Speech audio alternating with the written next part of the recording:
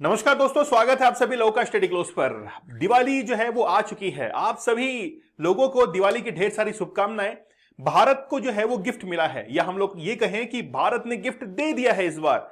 USA जो कई दिनों से भारत के चक्कर लगा रहा है, भारत का स्टैंड क्लियर करने की कोशिश कर रहा है कि भारत जो है वो इजराइल और हमास पर क्या स्टैंड लेगा।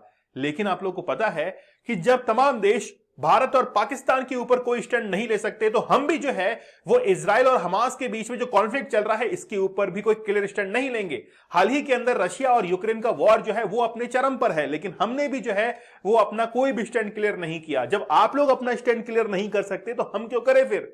इसीलिए भारत की रणनीतियां जो है वो अभी ड्रास्टिकली चेंज हुई है। बहुत जबरदस्त सिनेरियो के अंदर हम लोग जो है वो जी रहे हैं। आप लोग को पता होगा कि 10 नवंबर 2023 को यूएसए के दो हाई लेवल जो मिनिस्टर्स हैं वो भारत के अंदर पधारते हैं। उन्होंने बातचीत की कि हम लोग जो है वो टेक्नोलॉजी के अंदर एक दूसरे के साथ में साझा करते हैं। लेकिन भारत ने साफ तौर पर जाहिर कर दिया कि भारत अब वो देश नहीं रहा जो कि गेहूं लेने के लिए अमेरिका पहुंच रहा है। आपको जो है वो अब भारत आना पड़ेगा और अपनी जितने भी समझौते हैं या टेक्नोलॉजिकल जितनी भी रिक्वायरमेंट है वो भारत से ही पूरी करनी पड़ेगी। चलिए शुरुआत करते हैं। आज के सेशन में हम लोग देखने वाले हैं कि आखिरकार इजराइल और हमास के इस कॉन्फ्लिक्ट के बीच में यूएसए के मंत्री जो है वो भारत में कर क्या रहे हैं। हम लोग ये भी देखेंगे ये जो एग्रीमेंट हुआ है 2+2, इसकी हाइलाइट्स क्या हैं। तो चलिए शुरुआत करते हैं। आप लोग यहां पर देख सकते हैं कि India holds 2+2 ministerial dialogue with the US and what is means. इसका मींस क्या है। सबसे बात यह है कि भारत का आखिरकार इतना सिग्निफिकेंट रोल जो है वो कैसे बन गया है। जापान, ऑस्ट्रेलिया, यूएसए, ये सब जो है वो भारत के साथ में मीटिंग कर रहे हैं। समझ रहे हैं आप लोग, भारत की इंपॉर्टेंस जो है, सिग्निफिकेंस वो कुछ ज्यादा ही बढ़ चुकी है। हाल ही के अंदर दिल्ली के अंदर मीटिंग होती है। सबसे पहले हम लोग बात करेंगे विदेश मंत्री और रक्षा मंत्री, है ना। इनकी जो है वो हाईएस्ट लेवल मीटिंग होती है। जैसे एंटोनी ब्लिंकन है, ये विदेश मंत्री है। अमेरिका के लॉयड ऑस्टिन जो है ये रक्षा मंत्री है। भारत के भी विदेश मंत्री और रक्षा मंत्री के बीच में बातचीत हो रही है। ये जो आप लोग मीटिंग्स है उनको आप लोग देखिए। आप लोगों के लिए कुछ बेहतरीन सेल जो है वो चलाई गई है। दिवाली सेल है, यानी कि इस साल की सबसे बड़ी सेल यही मानी जा रही है। आप लोग जो है कूपन कोड यूज कीजिएगा दिवाली 50, जिससे आप लोगों को 50% डिस्काउंट जो है वो अवेलेबल हो जाएगा। हमारी तरफ से सबसे बेस्ट डील जो है आप लोगों के लिए ये रह सकती है कि आप अपने कोर्स को जो है परचेज करें और पढ़ाई करना शुरू कर दें। बहुत जबरदस्त हमने यूपीएससी के लिए जो है वो कोर्स रिकॉर्ड किया है, आप लोग जरूर इसमें एनरोल होइएगा। चलिए, हाल ही के अंदर 2+2 डायलॉग जो है वो हाईएस्ट लेवल इंस्टीट्यूशनल एक मैकेनिज्म जो है उसके तहत भारत और यूएसए ने बातचीत करना शुरू किया है, जिसके अंदर डिफेंस और फॉरेन मिनिस्टर जो है वो पार्टिसिपेट कर चुके हैं। यूएस, ऑस्ट्रेलिया, जापान, रशिया के साथ में हम लोग ये मीटिंग कर रहे हैं। लेकिन ये जो आप लोग 4 देश देख रहे हैं, इसमें रशिया क्या कर रहा है। यूएस भी एक तरफ, रशिया भी एक तरफ। क्या वाकई में रशिया और ऑस्ट्रेलिया ऐसे 2 देश हैं जो कि 2+2 मीटिंग से तो बाहर निकलना ही चाहते हैं, साथ में क्वाड से भी बाहर निकलना चाहते हैं। क्या ये बात सही है? सुनिएगा। देखिए, क्वाड की अगर हम लोग बात करें तो क्वाड्रिलैटरल एक पूरा का पूरा ग्रुप है, जिसके अंदर भारत शामिल है, यूएसए शामिल है, जापान शामिल है, ठीक है, रशिया शामिल है। ये तमाम देश इसके अंदर शामिल है। ये जो देश हैं वो बेसिकली टारगेट करना चाहते हैं किसको? चाइना को। लेकिन क्या वाकई में रशिया जो है वो चाइना को टारगेट करना चाहता है? अगर वो टारगेट करना ही चाहता तो आज चाइना की हेल्प नहीं करता। लेकिन बात यह है कि ये जो तमाम देश हैं उन्होंने ये कहा कि हम लोग कोविड-19 पेंडेमिक के अंदर जिस तरीके से एक साथ आए थे, क्लाइमेट चेंज को लेकर एक साथ आ चुके हैं। हम लोग जो है वो मिलिट्री एक्सरसाइज, जैसे हम लोग बात करें मालाबार जो मिलिट्री एक्सरसाइज होती है, ये तमाम देश मिलकर साथ करते हैं ताकि चाइना जो है इसको काउंटर कर सके। लेकिन रशिया जो है वो इसमें अब दिलचस्पी बहुत कम कर चुका है। देखिए, भारत ये जो 2+2 मीटिंग करता है, ये जापान के साथ में भी करता है, यूएसए के साथ में भी करता है, ऑस्ट्रेलिया के साथ में भी करता है। रक्षा मंत्री और विदेश मंत्री ही नहीं, यहां तक कि वित्त मंत्रियों के साथ में मीटिंग होती है ये वाली, ठीक है।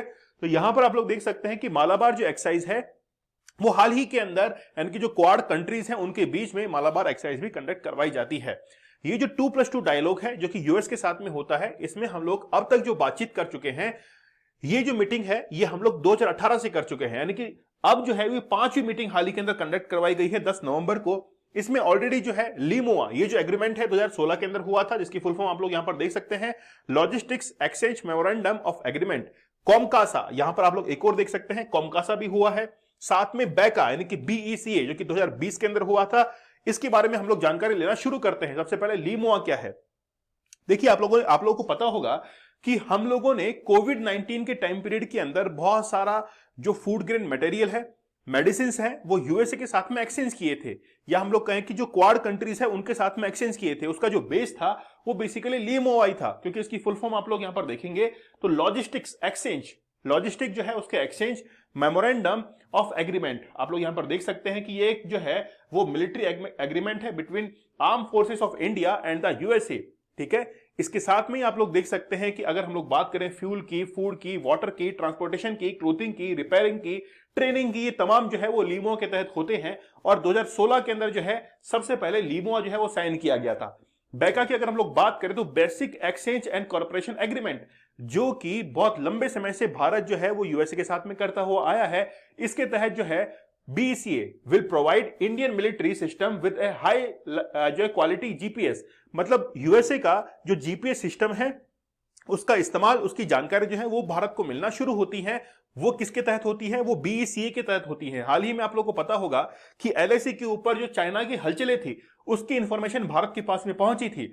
ये तमाम इंफॉर्मेशन हमारे पास में पहुंच रही हैं। उसका रीजन है कि भारत ने यूएसए के साथ में BECA जो है वो एग्रीमेंट कर रखा है। इसके तहत तमाम इंटेलिजेंस इनपुट जो है वो भारत को मिलती है। अमेरिका का, यूएसए का जो डिफेंस सिस्टम है, डिफेंस जो मिनिस्ट्री है, उसको हम लोग कहते हैं पेंटागन, है ना, वहीं से जो है वो हमारे पास में तमाम जानकारी आती है। It will give access to topographical and और aeronautical data and products that will aid navigation and targeting, मतलब नेविगेशन के अंदर तो हम लोग इस्तेमाल करते ही हैं, साथ में मिलिट्री यूज भी जो है हम लोग इसका कर सकते हैं BECA के तहत। अगर हम लोग बात करें कॉमकासा की, देखिए कॉमकासा जो है वो हमारे लिए बहुत इंपॉर्टेंट है, कई बार एग्जाम के पॉइंट ऑफ व्यू से भी हमारे लिए इंपॉर्टेंट होता है। यहां पर आप लोग सबसे पहले इसकी फुल फॉर्म देखिए, communication interoperability and security memorandum agreement. जैसे कि नाम के अंदर ही हम लोग देख पा रहे हैं कि भारत और यूएसए के बीच में जो कम्युनिकेशन है इसको इंक्रीज करने के लिए, सिक्योरिटी जो पर्पस है इसको इंक्रीज करने के लिए कॉमकासा जो है वो भी भारत और यूएसए के बीच में साइन हम लोग कर चुके हैं। ठीक है, इससे हम लोगों को कई सारे एक्सेस जो है वो मिल जाते हैं यूएस फोर्स के साथ में। बहुत सारे एग्रीमेंट जो है हमने कर रखे हैं, लेकिन हाल ही के अंदर ये जो 2+2 मिनिस्ट्रियल डायलॉग हुआ है न्यू दिल्ली के अंदर, इसके हाइलाइट्स क्या हैं उस पर हम लोगों को गौर जो है वो फरमाना है कि आखिरकार हुआ क्या है, किस पर हम लोगों ने एग्रीमेंट किया है। तो ये जो 2+2 मीटिंग हुई है 10 नवंबर 2023 को, इसके अंदर सबसे अच्छी बात यह है कि भारत और यूएसए के बीच में जो मिलिट्री एक्सरसाइज होती है उसको इंक्रीज किया जाएगा, कॉम्प्लेक्सिबिलिटी उसकी बढ़ाई जाएगी, और हम लोग कहते हैं कि टेक्नोलॉजी जो है उसको और एनहेंस जो है वो करना होगा। India US defence industrial corporation expand the collaboration, India और यूएस के बीच में जो भी इंडस्ट्रियल डेवलपमेंट हो रहा है उसको और एक्सपांड करने की बात की गई। लेकिन सीधे तौर पर अगर मैं कहूं तो कोई नई बात नहीं की गई है। बेसिकली यूएसए यहां पर जो पहुंचा है वो इजराइल और हमास के कॉन्फ्लिक्ट के बीच में भारत का स्टैंड क्लियर करने के लिए पहुंचा है कि आखिरकार भारत का स्टैंड जो है वो हम लोग इजराइल की तरफ जो है वो मोड़ने की कोशिश करें। लेकिन भारत ने हाल ही के अंदर यूएन के अंदर जो वोटिंग की है, इससे साफ जाहिर है कि हम जो है वो किसी भी देश की तरफ नहीं है। क्यों नहीं है? क्योंकि जब भारत और पाकिस्तान की बात होती है तो तमाम देश जो है वो अपने आप को न्यूट्रलाइज कर लेते हैं, तो जब उनकी बारी आती है तो हम अपने आप को न्यूट्रलाइज क्यों नहीं कर सकते हैं।